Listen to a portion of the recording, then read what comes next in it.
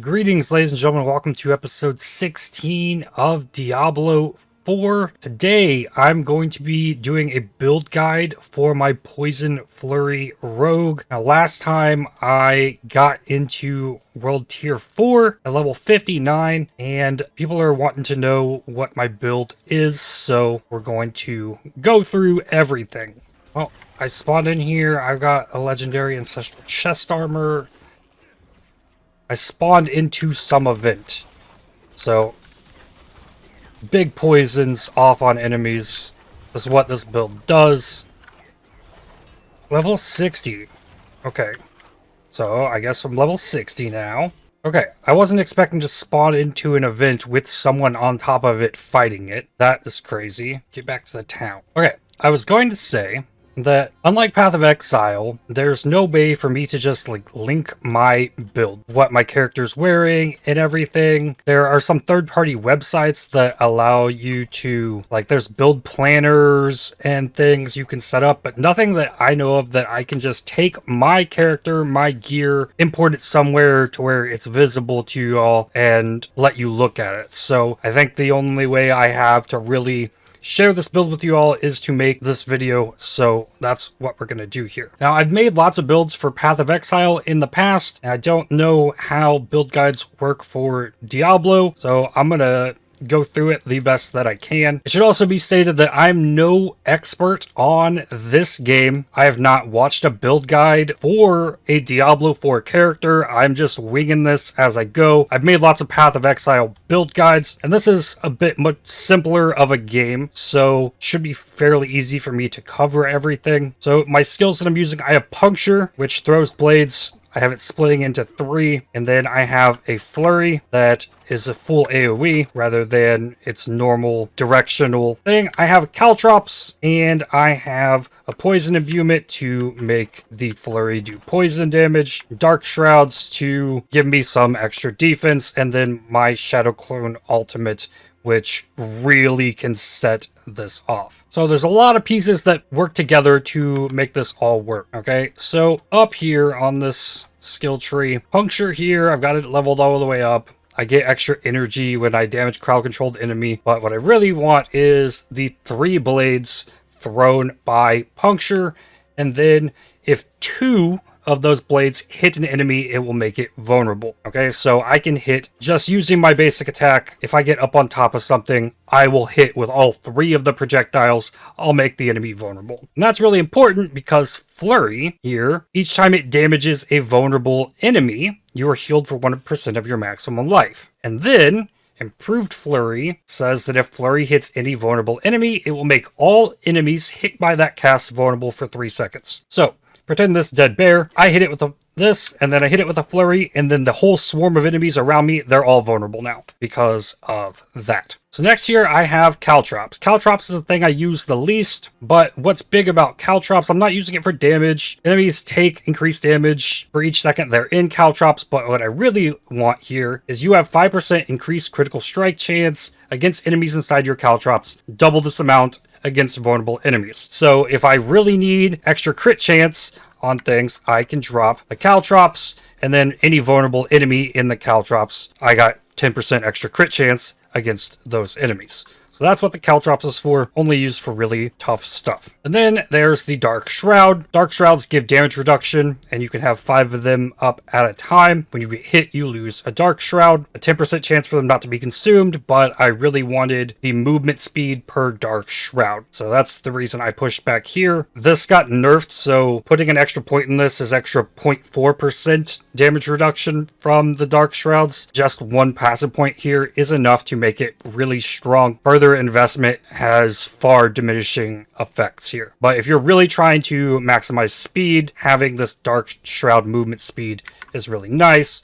So you can see my movement speed. And then when I put the Dark Shrouds up, now I have more movement speed. And I'm actually pretty fast compared to most characters that I've seen in the game. Next is the Poison Imbuement, which I've got to level 10 through my gear, which I'll go over next. This causes your next two imbuable skills to deal poison damage and apply 228% of the base damage as poison damage over 6 seconds. So then enhanced poison imbuement makes the duration 1 second longer, and then critical strikes with poison imbued skills deal 75% increased poisoning damage. So I'm getting really big flurry off that is applying poison. If it crits, it almost does double damage, I think is how that works. 75% increased poison damage. Pretty cool. And then there is the shadow clone. This lasts for 15 seconds. It deals 80% of my damage having both of these nodes here, and you're unstoppable 5 seconds after casting shadow clone. And then the last big thing here is close quarters combat. Damaging a close enemy with a marksman or cutthroat skill grant a 10% attack speed bonus for 8 seconds. So my marksman skill is puncture, and then flurry is the cutthroat skill. So let me find an enemy out here. So I hit with this skill, I hit with this skill, and then I have both of these buffs up that are giving me the extra speed.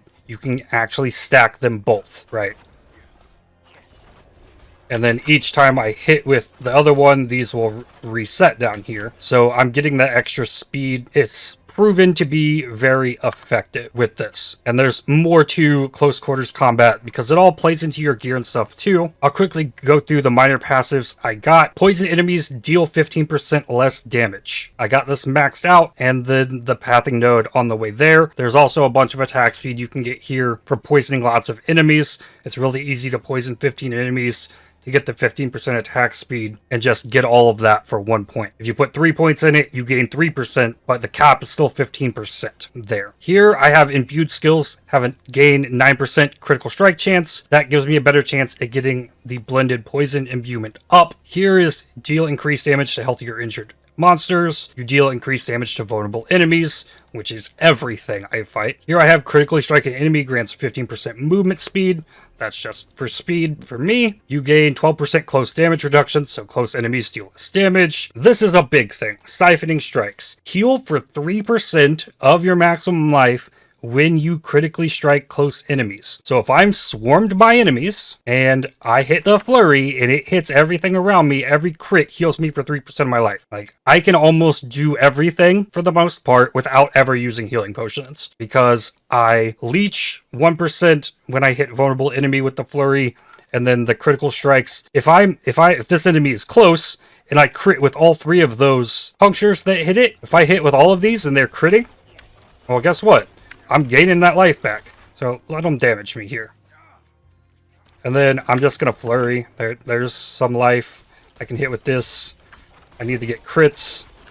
They're vulnerable. You can see the vulnerable spread because it's just saying vulnerable all over my screen because it spreads really nicely. But yeah, siphoning strikes changed the game for me. Really having a way to recover my own life outside of using the healing potions. Huge node there. And then at the bottom, I have a 10% chance to gain 8 energy. Lucky hit. I could put more into this, but I wanted speed, so I got that elsewhere. 1 point in here for some inner regeneration, and this is for movement speed while above 50% energy, which I'm always above 50% energy for the most part, because what is this? Specialization. The specialization I'm using is combo points. Your basic skills now generate combo points. Core skills consume the combo points for additional effects. So I gain combo points by using puncture, and then flurry uses them, and then when you hover over it, you can see it does 179% damage when I have 3 points up, and then with the poison imbuement, then it poisons, and then it stacks all of the combo charges to deal tons of damage. So before we go into too crazy, so here is this poison flurry. It is dead. 1, 2, 3, poison. 1, 2, 3, and you can see those points, combo points, building up right down here at the bottom. And then when I use that, there you go. They're poisoned. That's enemy's poisoned too, and still gonna die, because that poison is a ton of damage. So I think that covers the basics of the skill tree and whatnot. So I'm gonna go through the gear. Now, the aspects that I'm using, the most important one is flurry damages enemies in a circle around you and deals increased damage. I have this on my bow. I'm not using the bow at all, and I still benefit from this. And I believe that I also still get the benefits from the gems I'm using here giving me crit damage against vulnerable enemies, which is also pretty nice. This was the first aspect that I got a chance to get. When playing through the story, there was a quest that I got sent on in one of these to give me that aspect.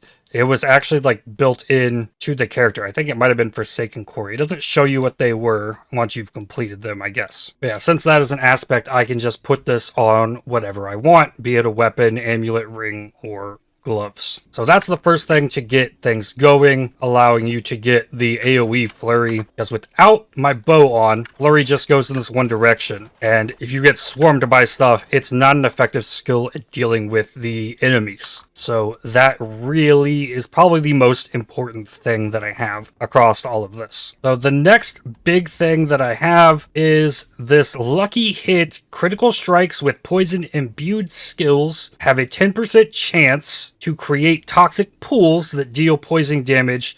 While standing in the pool, your poison imbuement has no cooldown and no charge limit. So that will create a little pool on the ground. You might have seen it earlier. And then while in that, I can just constantly do my combo. 1, 2, 3, flurry, 1, 2, 3, flurry, and make sure every one of those flurries is poisoned, dealing the maximum amount of damage possible. And then I don't have to wait on the cooldown for the poison imbuement because I'm standing in the puddle. And yeah, that really allowed for this build to start popping off. And with this plus the AoE flurry, you're pretty much set. You can do a lot of stuff with this. I'll go through the rest of the things I have here. Damaging an elite enemy with basic skill generates 7 energy. So while I'm fighting an elite, I am never running out of energy because I can hit 3 times with my basic skill, right?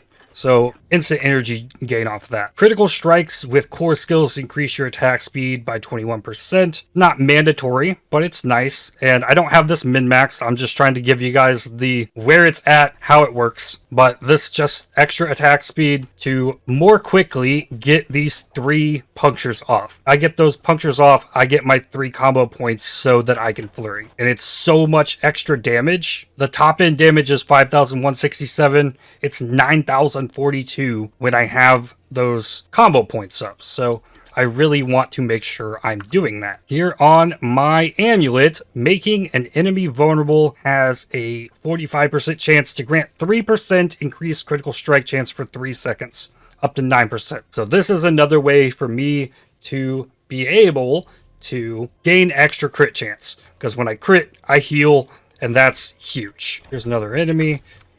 Poison. And this is a level 73 enemy. I just got into World Tier 4. I'm level 60 now. So the poison is set up to do so much damage. It's fantastic. So on my helmet, I have an imprint. While you have both the bonuses from the close quarters combat key passive, your dodge chance increases by 4% whenever you're hit by a close enemy. So like I demonstrated earlier, when I attack and hit an enemy with the puncture and I hit with the flurry, I gain the buffs from close quarters combat. And while both of them are up, you get 20% increased damage against crowd controlled enemies, but I'm not doing any crowd control stuff really. But this stacks dodge chance. Dodge chances seem like it's really hard to get in a meaningful amount. What this does though is it'll add 4 dodge chance every time I get hit. And if I didn't dodge it, it'll add another 4. And it'll keep stacking until I dodge and it'll reset. So this, if I get hit 5 times in a row by close enemies, I could have 20% dodge chance, so I can wind up evading one of those attacks. On my chest here, I have an imprint that says basic skills grant 20% damage reduction for 4 seconds. That's insane. That just seems so defensively strong. And you can see this. All I have to do is attack with that. 20% damage reduction. Every time, like, as long as I use this attack once every 4 seconds, and when I'm sitting here doing 1, 2, 3, flurry, 1, 2, 3, flurry, and I get a bunch of extra attack speed in that process, right? I'm always keeping that buff up. 20% damage reduction. Fantastic. I have a pair of unique gloves. This wasn't originally part of the build, but damaging an enemy that is vulnerable with a marksman or cutthroat skill has a up to 30% chance to summon a shadow clone that mimics your attack. So this is a lot harder to see. Trying to look for it here. Yeah, there's the clone. and it will attack once with the attack that you were using that caused it to get summoned. It's not the easiest thing to get up because my old gloves had crit chance and lucky chance on them. So these gloves always roll with the same thing: the attack speed, vulnerable damage, shadow clone damage, and then rank of all core skills, which originally is only 2, but once you level this up to 5, it'll give you +3. So getting crit chance and lucky hit chance, you're limited to try and get that on rings, amulet, whatnot. Losing this glove slot is not something I'm really thrilled about, but I do like the extra shadow clone. And it's already giving me +3 ranks to the core skills, which is my Flurry, so it's really good, and it's hard to find the really dialed in piece of gear to just replace that. Pants here, nothing special on these. They rolled pretty nicely, a lot of armor, a lot of life, damage reduction, very defensive pants, and then when hit while not healthy, a magic bubble is summoned around you. It just gives me a bubble if I get hit sometimes. This is probably something that I'd easily replace, but pants slots are not your really big heavy hitters as far as the aspects go. And then boots has a lucky hit, dealing direct damage to a vulnerable enemy.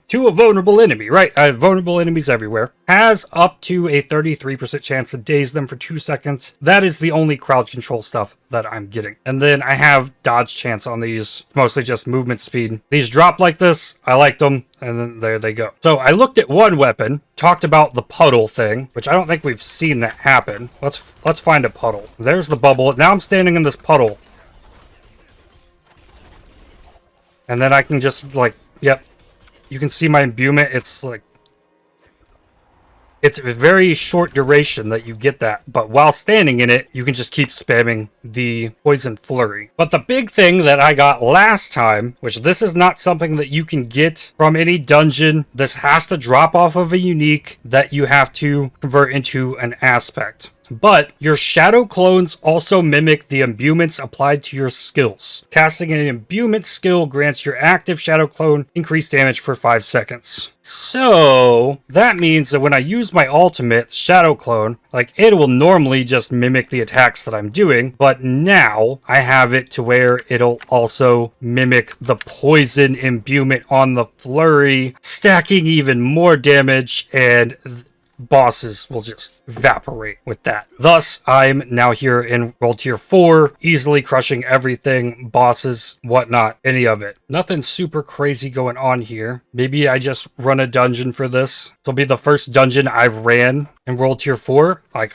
this is the first I've really done much of anything here. Oh, I also haven't gone over Paragon. Paragon here, I don't know how to get the next board here for this, but the glyph I have in here is called Closer. While wielding a melee weapon, you take 10% reduced damage. That's what I'm using for it. Cutthroat skills deal 1.6% increased damage per 5 dexterity in the radius. Also nice, means I should probably get that. So that's also just more damage for the flurry, which is nice. More damage is good. And then as far as what rolls on the gear, a lot of it stacks. Basic skill damage is good. Vulnerable damage is really good. Crit damage with imbued skills. Crit damage. All stats dexterity is not great. Damage to enemies affected by trap skills is caltrops. This sword's really not the best, but vulnerable damage, damage over time, life, crit damage, damage to close enemies is good, crit chance is good. Here I am getting +2 of all imbuement skills. That could be +3 if I get this leveled more. Damage reduction from enemies that are poisoned, that's a defensive stat. Here I'm stacking armor wherever I can. I think armor is probably the best defensive thing that you can get. I don't think the resistances are as good, as half of the damage you would take from elemental damage anyways is going to pull from your armor based on your armor contribution. So 50% of the elemental damage is taken from the armor before, and then in World Tier 4, enemies bypass 40% of your resistances anyways, so I don't know if these resists are actually doing any good at all. You're better off stacking as much armor as possible, I think. So that's why a lot of my gear is just really focusing this percent armor that I have on here. And this isn't even a sacred item, so this could be replaced for sure. And then getting extra life from the gems in the defensive gear. More life, damage reduction, armor, a little bit of dodge chance here. I just took whatever I could get where I could get it. It's not super min-maxed. I just got to Torment, so we'll have to min-max it as I go, but I'm running faster than this guy behind me on his horse. I think that's pretty awesome. But yeah, clearing normal enemies here. Level 73 enemies. It's really super easy. I get my charges up, and just the basic flurry without the poison, with the combo charges up, I can kill stuff. Like, I'm not using poison right now. Just the flurry. 1, 2, 3 flurry, but my attack speed goes crazy, so it actually speeds up quite a bit. So all of the stuff I have here for the poison flurry, whatnot, it's fantastic, but there's probably lots of other ways you could build around the flurry, different imbuements maybe, whatever you want to do with it. I'm just giving you what I've done with the character I created here, and it seems to be popping off. But I wanted to do this dungeon so that we can actually get a good look at what it's actually doing against tougher enemies. Whoa, whoa, whoa, whoa, whoa. Need that bubble. And yeah, there's that poison stuff on the ground. Look how much I'm healing. I just used 1 potion. But the healing is crazy, right? Enemies that have a barrier on them will not take poison damage. Here I got my puddle. But yeah, I haven't poisoned that enemy yet because I just got its barrier off. Those are a pain. But yeah, I made puddles there. So I have 2 poison imbuements and my cooldowns just refreshed. A 3-stack combo with the poison will just take out almost every normal enemy that I can come across. And if it's doing that while I'm level 60, I'm just going to start getting ancestral gear now. Here's an elite. I dropped my clone. Watch how fast these things die. Like, poison with the clone. So, as if it wasn't enough that I was doing crazy poison damage, the clone also does the crazy poison damage. Yeah, it's really good. I've had a blast playing this. It's done everything that I've thrown it at. And then now with the ultimate skill for when things get really crazy, it's so good. Oh, we've got Aura. Another one. Here's this idle thing. I don't have poison at the moment. I'm gonna wait on my ultimate for the poison so that I can get it all. And I didn't get a puddle, I don't think, so I lost my poison.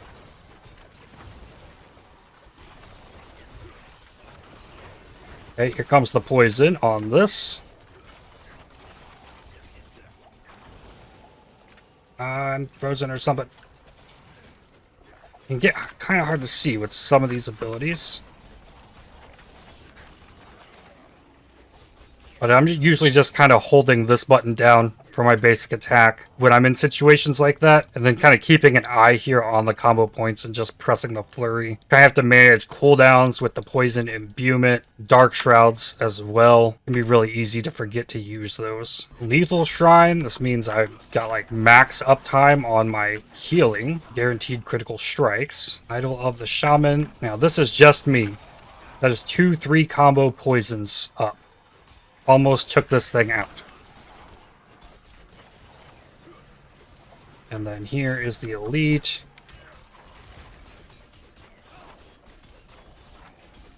Got half of it when I had the poisons. Now I got the poison back. And this one I didn't use the cloak. So on level 59, 58 or lower gear, that's where I'm at in a level 73 dungeon. There's a puddle. Sometimes you can get it to refresh your cooldown. Okay, here's 3 elites at once. I'm going to use my clone here, and I'm in the poison. Well, look at it go. And yeah, there's an elite dead. I'm worried about it exploding.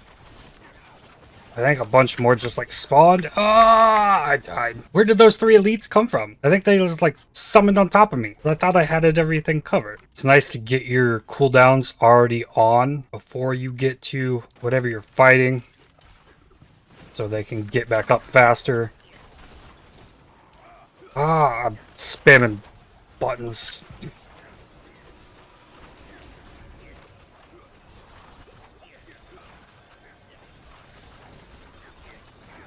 And there they go. Got them all.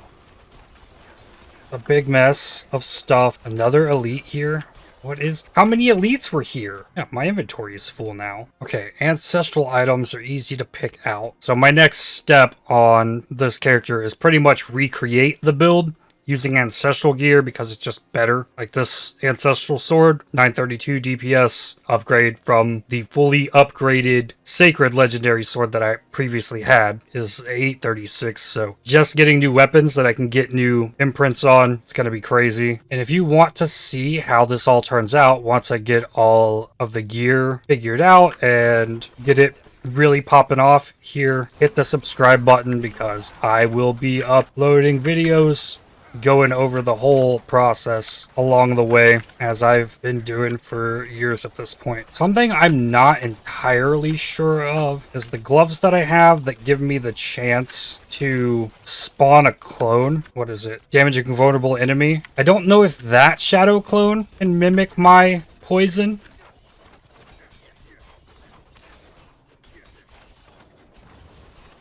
I don't know, it all is kind of happens so fast, it's hard to see it. Oh, enemies dropping on my head. I'm not using the clone, and I'm in a puddle, so I just get poisons. I'm holding down right click, throwing daggers all over the place. Shamans are really throwing a wrench in things throughout this dungeon.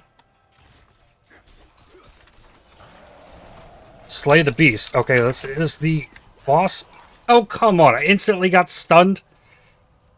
There's spawn stuff on top of me. Okay, now I'm using the clone. And then watch what happens to this guy. This is the boss of the dungeon, and that's just how it goes. Okay, and yeah, I think with that, I think I've covered just about everything. I really didn't go over this Paragon tree, but I haven't done anything crazy with it. Feels like the only notable thing that I've done is put this closer glyph in here and get enough dexterity for the additional bonus. And I got all of the life, the damage, all of the other nodes. I don't know what's going on here. I'm sure I'll figure that out sometime in the next few days. Nothing really else for me to do is just get more dexterity. I guess I want to get all of the dexterity in this wheel, so I think that's further increasing my damage. So yeah, I think that is all I've got for this one. If you're wanting to create this build for yourself, I hope I provided enough information to you to be able to do that. If you would like to continue seeing how my journey goes and see what it turns into as I keep pushing it higher and higher, definitely hit the like button and subscribe. Make sure you don't miss that from me. If you'd like to help support my channel, please consider using the super thanks, the heart icon just below the video, or by joining to become a member. And I'll see y'all in the next one. Cheers.